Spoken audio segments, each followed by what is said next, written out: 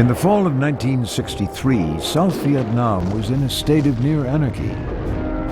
The Viet Cong controlled the countryside and were operating freely.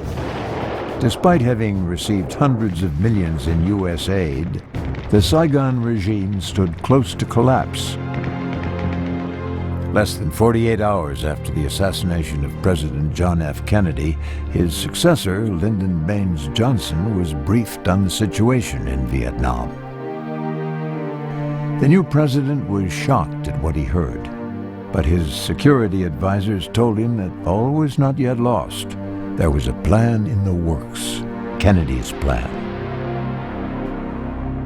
It had been conceived by a secret committee of high-level intelligence and Pentagon officials, the 303 Committee, which took its name from the room where they gathered in the old executive office building across from the White House. The 303 Committee was made up of the leadership of the Department of Defense, the Department of State, and Central Intelligence Agency, and of course the White House was represented by someone from the National Security Council. Kennedy at one point said, well, what about up north? What are we doing against the North Vietnamese? Can we, in effect, do to them what they're doing to us? And subversion, guerrilla warfare. The plan the 303 Committee authorized for Kennedy, 34 Alpha, was an aggressive outline for paramilitary strikes into North Vietnam. 34 Alpha contained 72 covert operations. Nearly all of them were considered high risk. If you read that plan, you will see that it is reflective of what Kennedy had in mind. He had all the tricks in the bag in. But Lyndon Johnson had doubts about the plan. Now, the reason he has second thoughts is domestic politics. Johnson now knows that he's going to be the candidate for the Democrats in '64. And he's also knows that there are those Republicans out there who are much more aggressive about what to do in Vietnam. And of course, the person he's going to have to run against, Barry Goldwater, is ultimate hawk on Vietnam. Johnson had publicly opposed the war, and he was worried that if covert operations were uncovered, he would lose face with the voters. He directed the plan be made as risk-free as possible. If you're going to get something worthwhile accomplished, there has to be some risks, and you have to be prepared to minimize those risks, but you have to be willing to take that. And Johnson was not. He considered that we must do nothing that might jeopardize his popularity. He wanted to be remembered for his great society efforts, for his socialistic attitudes and performance, and did not want to be involved in this war, and he certainly didn't want to be involved in a conflict that would embarrass him by having people where we said they weren't. The Op Plan 34 Alpha, approved by Johnson, was a greatly watered-down version of the original. It was the new president's first executive action on Vietnam, and it set a standard for U.S. conduct of the war over the next 4 years. It would be a war of half measures, fought by men whose first priority was concealing the fact that they were waging a war. As for Op Plan 34 Alpha itself, it was destined for failure, and not because President Johnson took the teeth out of it. 34 Alpha failed because the enemy knew about it from the beginning. In early 1961, at the urging of President Kennedy, the Central Intelligence Agency ran a series of covert operations into North Vietnam. They were designed to send a message to the communist leaders that subversive activities south of the 17th parallel would no longer be tolerated. The Specific operations that CIA was conducting, primarily under a thing called Project Tiger, were to infiltrate North Vietnam and to attempt to create within North Vietnam the same kinds of guerrilla problems that the South Vietnamese were having with the Viet Cong in the South. In Saigon, during August of 1960, a North Vietnamese refugee, Pham Choy En, was recruited by a CIA case officer for Project Tiger. The following year, Pham Choy En, now codenamed Agent Aries, was inserted into North Vietnam by boat somewhere near the Chinese border. So the first agent gets dropped in, and we don't hear a damn thing from him. Ever. We didn't know then, we now know, that the whole operation of dropping people in the North was penetrated by the North Vietnamese from the very beginning. How? Because the deputy chief of the South Vietnamese unit that was created by the South Vietnamese to drop their people into the North, the deputy chief of that whole damn thing, it was a North Vietnamese agent. For the next 3 years, subsequent teams of agents dropped into the North were compromised and captured almost immediately. Some of them were turned into double agents. These agents radioed back misleading information to the CIA Saigon station and its chief, William Colby. There was no point in trying to put people into North Vietnam if the North Vietnamese knew who and when we were coming from the South. And that's precisely what happened. There wasn't a thing being done or talked about between the South Vietnamese government and the United States advisors that the North didn't know the same day. That's how badly penetrated the South Vietnamese government was.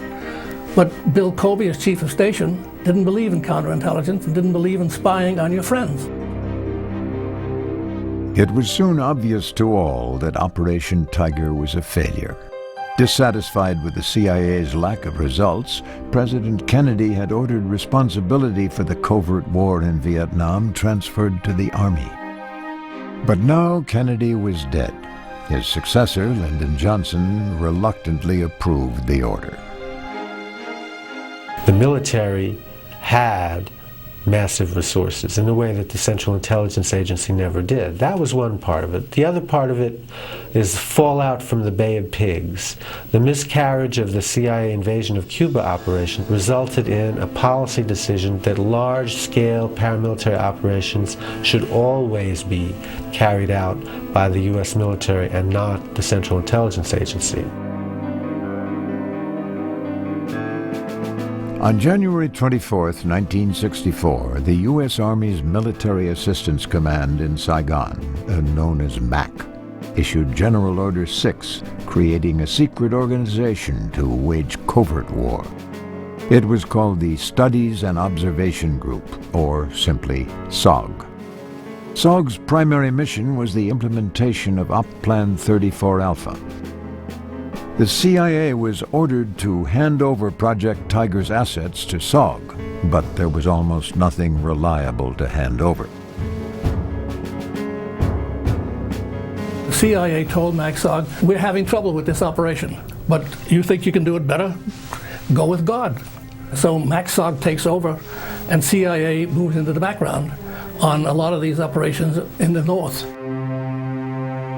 By the time then Colonel Jack Singlaub arrived in Saigon to take over as the third commander of MACSOG, it was becoming apparent that most, if not all, of the agents in place were working for the other side. They, in many cases, had been compromised, and while the radio operator still operated his radio, and we could determine that by detecting his handprint, as they say, on the CW operator, the team was really doing what the North Vietnamese Intelligence Service directed them to do, and they would put in requests for gold wristwatches or something of value to be dropped into them for various reasons. So we could tell pretty well, not just from the requests they made, but for the response they would give to some of our questions. Once he determined that SOG and the CIA before it were victims of a double cross, Colonel Singlaub chose what may have been his only option. he set in motion a plan to deceive his deceivers by turning Op Plan 34 Alpha into a triple cross. Meanwhile, in Washington, President Lyndon Johnson arranged his priorities for his new administration. The Vietnam War was not one of them. Two previous U.S. administrations had financed the South Vietnamese government and trained its army. Now it was Lyndon Johnson's turn. But the new president had his own priorities, and a foreign war was not one of them. On his first night in office, LBJ stayed up late with his assistants, Bill Moyers and Jack Valenti. He'd been president for 11 or 12 hours. He sketched out to us what he planned to do as president. He was going to pass a civil rights bill that was languishing in the Senate. He was going to get a bill that let everybody vote. He was going to pass Harriet Truman's medical insurance bill that became Medicare. And he was going to have education bills and so forth, sketching out what later became the Great Society. But that night, we barely spoke of Vietnam. It was a subject no bigger than a man's fist on the horizon. But for Lyndon Johnson, the problem of Vietnam grew larger every day. It was clear that strong measures needed to be taken against the communist North for its continued subversion of the South. But Johnson, his security advisors, and the Joint Chiefs could not agree on what those measures should be. Each of them knew there was far more at stake than the success of LBJ's political agenda or the future of South Vietnam. North Vietnam was backed by America's Cold War adversaries, China and the Soviet Union. Any direct confrontation carried the potential for igniting a much greater conflict. President Johnson was convinced in his mind that there was some treaty between the North Vietnamese and the Chinese that could involve the Chinese in the war if we did things in North Vietnam that provoked the Chinese. So fear of China dictated a lot of the decisions in Vietnam. And so the decision was made to punish the North for its backing of the Viet Cong, but to do so in secret, thereby avoiding direct confrontation with Hanoi's patrons, China and the Soviet Union. Kennedy had called it as sending messages to Hanoi. Now Johnson, too, embraced the idea of the covert war because it allowed him to deny he was waging war at all. Still, he worried about the possible repercussions should the secret war get out of hand. He gave orders through Secretary of Defense Robert McNamara that covert activities be limited to North Vietnamese territory. Laos and Cambodia were off limits. China was out of the question. Johnson and his advisors and cabinet kept tabs on day-to-day operations. Even the smallest action required approval from Washington. The North Vietnamese did not share LBJ's reservations about cross-border raids. Their main line of communication into the south, the Ho Chi Minh Trail, ran through both Laos and Cambodia. One of Mac Song's first recommendations to the president was that paramilitary operations be launched immediately against the Ho Chi Minh Trail in Laos. The problem with Laos always was that in 1962 there was a new Geneva Agreement neutralizing Laos. Because Laos was supposed to be neutral, that meant that no foreign military forces were supposed to operate inside the country. After much deliberation, Washington approved limited intelligence patrols into Laos, with the stipulation that Americans could not lead the teams. The code name for this, SOG's first covert operation into Laos, was Leaping Lena. From the beginning, the Leaping Lena missions were hamstrung by unrealistic expectations, coupled with Washington's fear that the operation would be exposed and world opinion turned against them. When the Vietnamese troops who were supposed to carry out the Leaping Lena mission heard that the Americans would not be accompanying them on the mission, they didn't want to go. Their morale plummeted. When the mission was carried out anyway, the first thing that happened was that the North Vietnamese responded in force to the Leaping Lena reconnaissance probes, and none of the teams came back. Leaping Lena was a disaster. It would be many months before Mac Sog sent another mission into Laos. In the meantime, the Johnson administration directed that Sog continue running covert operations into North Vietnam, in the hope that these pinpricks would eventually convince Hanoi to stop sending supplies down the Ho Chi Minh Trail. Plan 37, conducted first by the CIA and later by the Navy, called for boat raids up through the Gulf of Tonkin into North Vietnamese territory. They operated out of Da Nang, and they had these unmarked boats that would go up into North Vietnamese waters and do a bunch of different things. They did kidnapping operations, sabotage operations. They would try to blow things up along the coast, and the North Vietnamese would chase them. And it was one of those operations in chasing these boats that they came across the Maddox, and it was serendipity. The USS Maddox was a Navy destroyer operating in the Gulf of Tonkin. On the 2nd of August, 1964, it was confronted and fired upon by 3 North Vietnamese gunboats. The Maddox returned fire, sinking at least one of the gunboats. The Gulf of Tonkin incident was the first overt and deliberate exchange between the United States and North Vietnam, and the enemy had fired the first shot. LBJ now had the excuse he needed to openly retaliate and punish the North. But with the presidential election only months away, he feared voter reaction to an open act of war. So he waited. 2 days later, on August 4th, the Maddox and another destroyer, the USS C. Turner Joy, were reportedly fired on again by North Vietnamese gunboats. This second incident forced Johnson's hand. Caution, he knew, was an admirable trait in a president, but the voters would not tolerate weakness. Renewed hostile actions against United States ships on the high seas in the Gulf of Tonkin have today required me to order the military forces of the United States to take action in reply. When the word of these attacks reached Washington, the President's National Security Advisor recommended the implementation of Op Plan 37, which called for selective airstrikes against North Vietnam, which of course we carried out on August 5th. And that led to the widening of the war.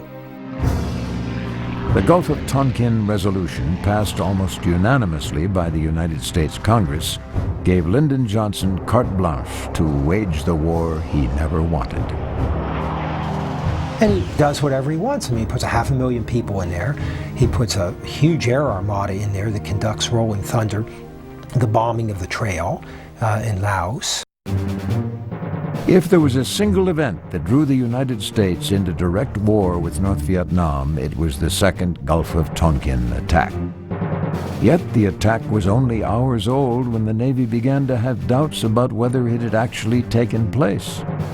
Soon after news of the attack was relayed to Washington, the crews of the Maddox and the C. Turner Joy were debriefed by their commanders. Not a single crew member on either ship could confirm that they had actually seen or heard communist gunfire. There are people who say that there never was a Gulf of Tonkin incident to begin with. There was all some sonar man misreading the dials that he was watching. And in some cases, they say, yeah, there was more than 2.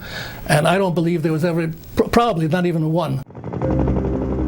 Now, with the bipartisan backing of Congress and the approval of 85% of the American public, Lyndon Johnson began to wage an open as well as a secret war against North Vietnam. Throughout 1964, the North Vietnamese continued to expand the Ho Chi Minh Trail. Then, in the summer of 1965, the covert military group known as Mac Sog asked President Johnson for permission to resume sending insurgent teams into Laos to disrupt NVA supply lines into the south. But this time, remembering the failures of Leaping Lena, SOG insisted the teams be led by U.S. Special Forces personnel. Up-Plan 35 was drawn up by MACSOG Command and submitted through channels for approval. It called for the insertion of 12-man reconnaissance teams into Laos. Each team would include at least 3 Americans and be led by a Special Forces non-commissioned officer. The rest of the team would be made up of indigenous minorities, either Chinese Nungs or Montagnard tribesmen. We not only didn't know what was going on under that triple canopy jungle, for example, and we knew that they were moving supplies down through there, but we could not photograph it. So we wanted to be able to put in teams that included Americans who would observe, and if lucrative targets were found, to call in airstrikes on those targets, ammunition depots and so forth, or take in the demolitions and set up ambushes, go in and actually destroy by placing charges on the bunkers. The White House authorized Up-Plan 35 in September 1965. 1 month later, the first team crossed the border into Laos. For the first time, U.S. personnel were able to get a good look at the Ho Chi Minh Trail. After we started putting in these Up-35 teams, we had a much better idea of what was coming down and where it was, and we were able to really destroy large quantities of their supplies. The trail was Hanoi's most vital possession, and the North Vietnamese army guarded it jealously. Challenging the NVA on its own turf was the most hazardous of duties.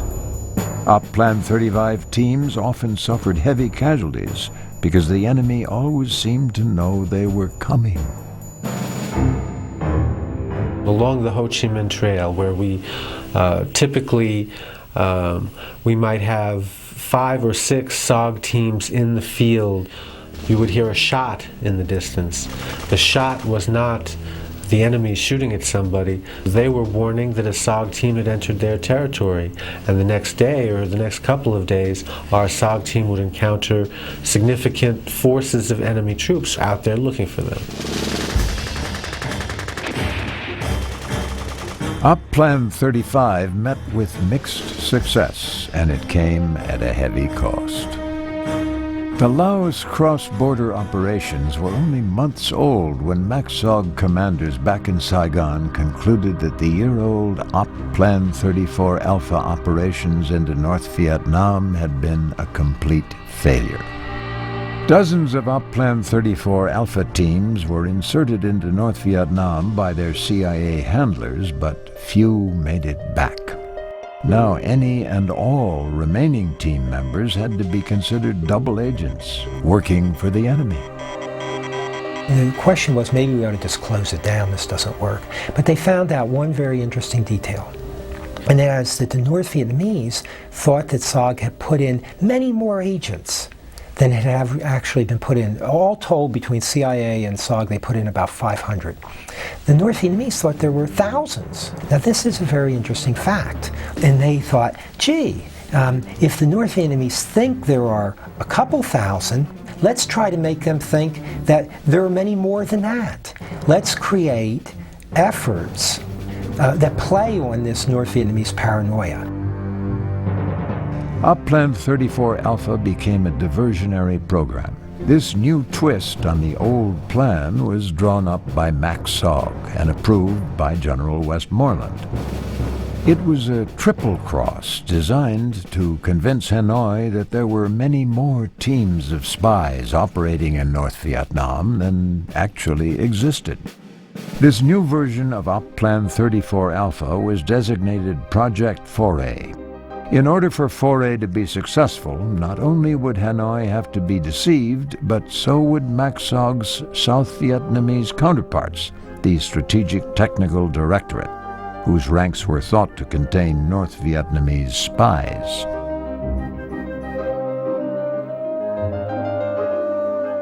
Project Foray called for the recruitment of North Vietnamese prisoners of war as SOG agents.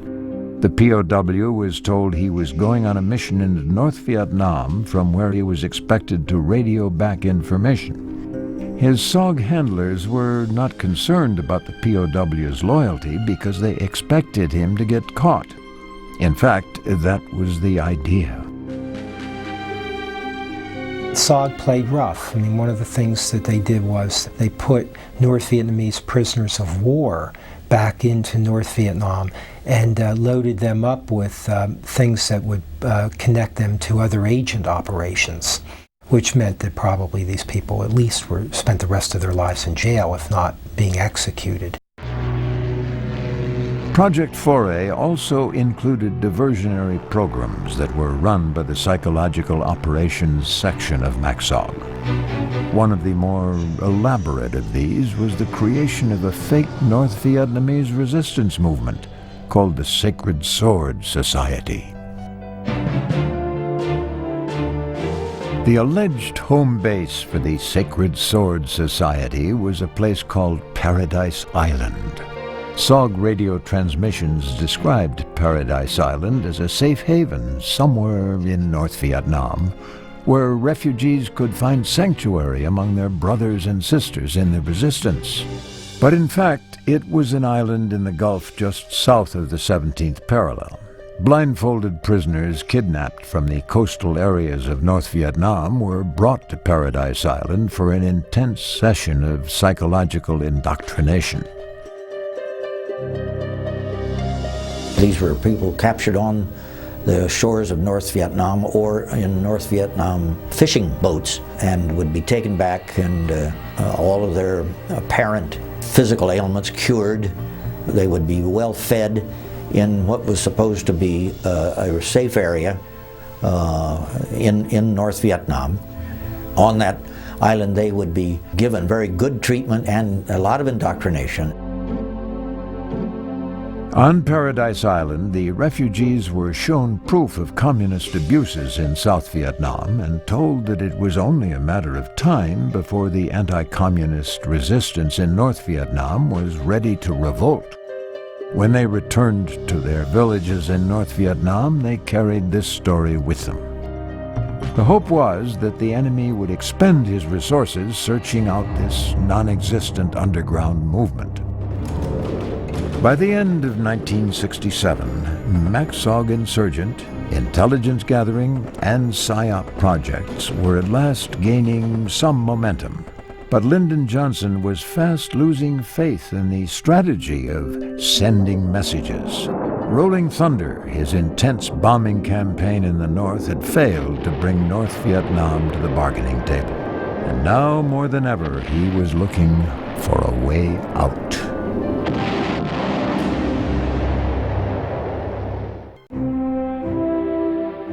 The United States had pledged to protect and sustain the Republic of South Vietnam until such time as she could stand on her own. President Johnson, like Kennedy before him, disavowed any other ambition in the region. LBJ's pledge to stay out of neighboring Laos and Cambodia and even North Vietnam placed severe limits on U.S. and South Vietnamese armed forces. These limits created sanctuaries where the enemy could hide and marshal his strength. They also allowed the enemy the advantage of choosing where and when to fight. The war became one of attrition, fought on South Vietnam's soil but on North Vietnam's terms. Our strategy was one of search and destroy, which was an attrition-based strategy. And I mean, it's a very simple idea. You kill them faster than they can replace them. And at some point, you then start to lower their order of battle to the point where they have to give up. Now, if your strategy is one of attrition, but your opponent is controlling the battlefield, and you have a time limit on how long you can stay, you've got a big problem. Without territorial objectives or even clear battle lines, there was only one way to determine who was winning: body counts. When you allow a sanctuary on your border, seizing a piece of ground in South Vietnam was not important. The important thing was to make sure it was not used by the enemy. You didn't have to occupy it. And so we then said, okay, if they want to hold on to that ground now, we'll blast them out of there, and we'll kill a lot of them, make them, force them to replace those people we've just killed. And this was the way in which the war was measured, the body count. LBJ told Congress the U.S. was winning the war by a kill ratio of 10-1, but privately he despaired that the war was slipping into stalemate. And the leaders in Hanoi knew that the Americans couldn't keep an army in Vietnam forever. To the communists, stalemate was almost as good as victory, and they were more than willing to wait. 10 years and nothing. Could be 20, could be 30. They were willing to keep on going. We were not. We couldn't. And there was no way we were going to beat them. Particularly with McNamara and his whiz kids doing things by creeping escalation. You can't, in a war, you don't creep. If you want to go into a war, you escalate from the beginning with everything you got. Hit them hard, and then see what happens. By 1967, the United States was spending over $1 billion a month in support of a South Vietnamese regime which was weaker and more corrupt than ever. It was becoming apparent that even if communist aggression were neutralized militarily, it would be a false victory. In the hearts and minds of the South Vietnamese people, the cause had already been lost.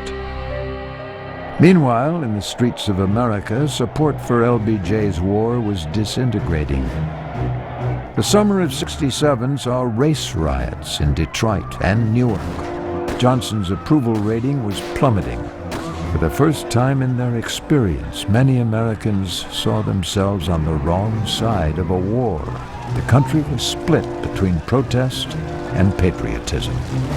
At the beginning of '67, the people did go tired of this confusion, and as a result, the protests began. And of course, when you instituted the lottery and started drafting young people, all of a sudden the protests became louder and more clamorous because these young guys didn't want to go.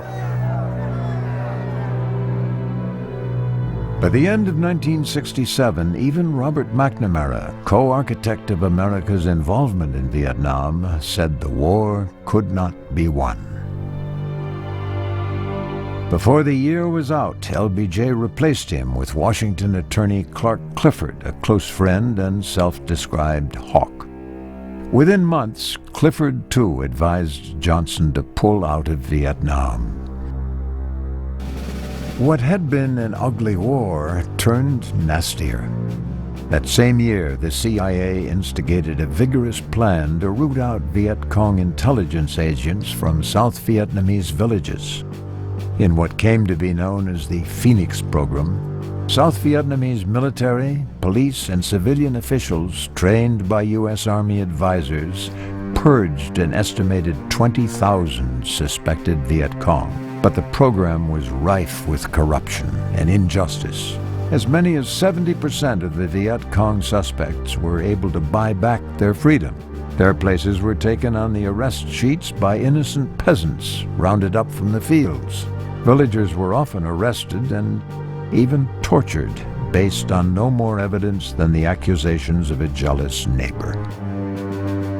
Sure, there was a lot of people who unfortunately fingered by locals who wanted to settle scores with people, but basically the operation was a good counterintelligence type operation where you're trying to find out what the enemy's doing to you and you go after them. And when these people didn't want to be arrested, basically they were being arrested by the police, local police. If they put up a fight and the local police starts fighting back and you have firefights. Details of the Phoenix Program would come to light 3 years later with the publication of the Pentagon Papers and the subsequent congressional investigation. But as 1967 came to a close, an anguished Lyndon Johnson came to a personal decision about his political future, one he hoped might change the course of the war.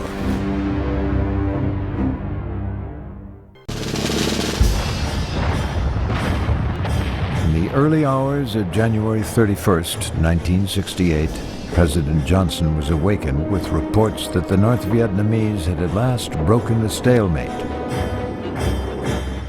They had chosen that day, the Vietnamese New Year called Tet, to stage surprise attacks on more than 100 cities and towns throughout South Vietnam. Most of the attacks were beaten back immediately, and the Viet Cong, 80,000 strong, sustained enormous losses. I've never seen so many dead people after battles as I did in that conflict. We were celebrating it. We thought it was a tremendous victory. And it was about 10 days or 2 weeks later, we got clippings from the United States paper and letters of sympathy.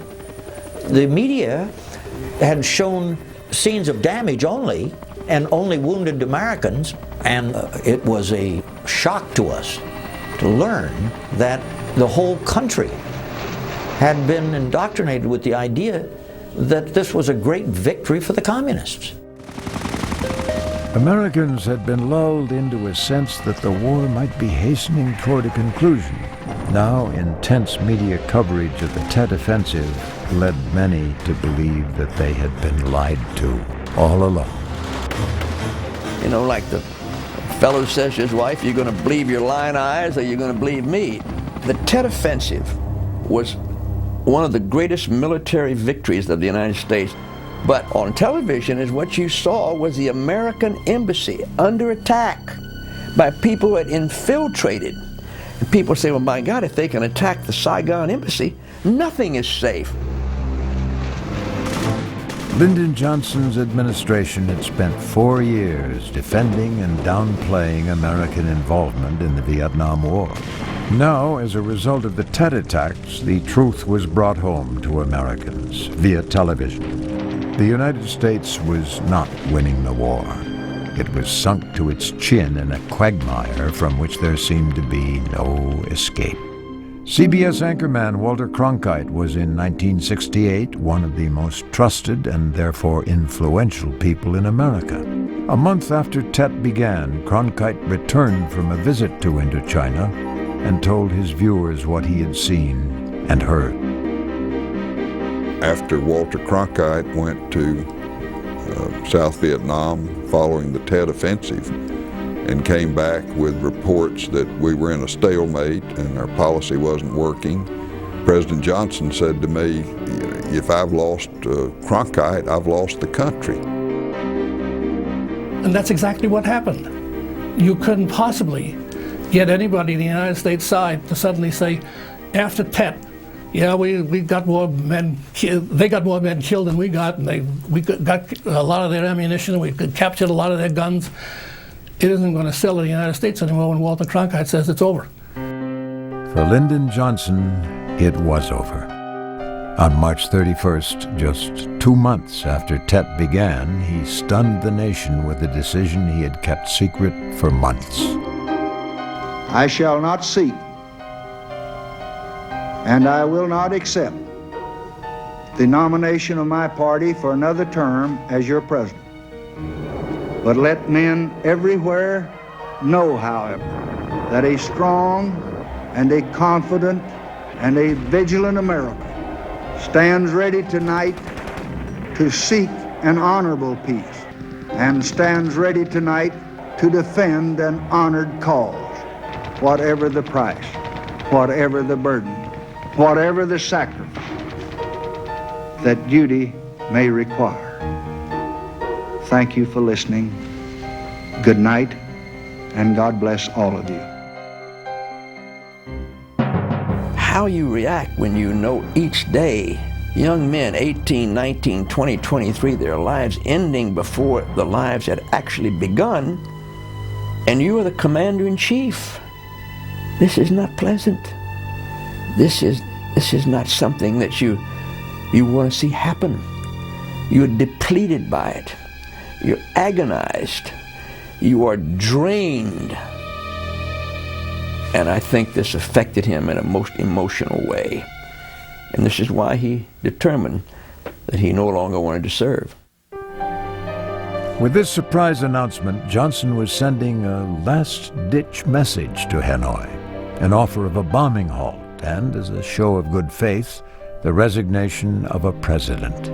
Quid pro quo for any movement towards peace. Johnson wanted to get something for it. He was determined to shock the North Vietnamese into believing that he wasn't going to do political things and that maybe they could deal with this man.